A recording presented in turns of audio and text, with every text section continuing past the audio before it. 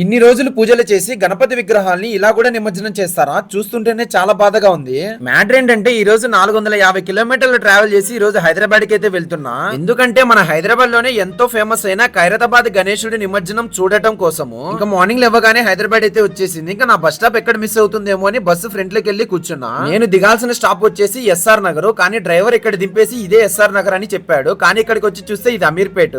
Map లో ఏమో చూపిస్తూనే ఉంది ఇది అమీర్పేట్ అని. మ్యాప్ ఎందుకు నమ్మడం అని డ్రైవర్ ని నమ్మితే డ్రైవర్ కూడా ఇలానే చేశాడు. ఇంకా నన్ను రిసీవ్ చేసుకోవడానికి కోసం మన వాడైతే వచ్చాడు. ఇంకా మన వాడికి గట్టిగా చెప్పాను ఈ 2 రోజులు నాతో పాటే తిరగాలరా అని. రేపటితో మన హైదరాబాద్ లో నిమజ్జనాలన్నీ కంప్లీట్ అయిపోతాయి. ఇంకా అంతకంటే ముందు ఈ రోజు మనం ఎక్కడెక్కడ తిరగాలో వాడికైతే చెప్పేసా. మీకేమైనా ప్లేసెస్ తెలిసి ఉంటే ఒకసారి కామెంట్ సెక్షన్ లో కామెంట్ చేయండి. అక్కడికి కూడా వెళ్లి విగ్రహాలను అయితే చూస్తాను. ఇంకా అక్కడి నుంచి నేరుగా మా అన్న దగ్గరికి వచ్చాను. ఎందుకంటే మా అమ్మ ఒక బ్యాగ్ నిండా స్నాక్స్ అయితే పంపించింది మా అన్న కోసము. ఇంకా నా కోసం కొత్తగా ఒకటి ఏదో చూపిస్తానని గ్రౌండ్ కి అయితే తీసుకొని వచ్చాడు. ఇక్కడికి వచ్చి చూసి విగ్రహాలని చాలా దారుణంగా పడేసి ఉన్నారు. అసలు ఎందుకు ఇలా చేస్తున్నారు నెక్స్ట్ వీడియోలో క్లారిటీగా చెప్తాను. మీరు మాత్రం ఛానల్ సబ్స్క్రైబ్ చేసి పెట్టుకోండి. ఇలాంటి గణపతి వీడియోస్ వస్తూనే ఉంటాయి.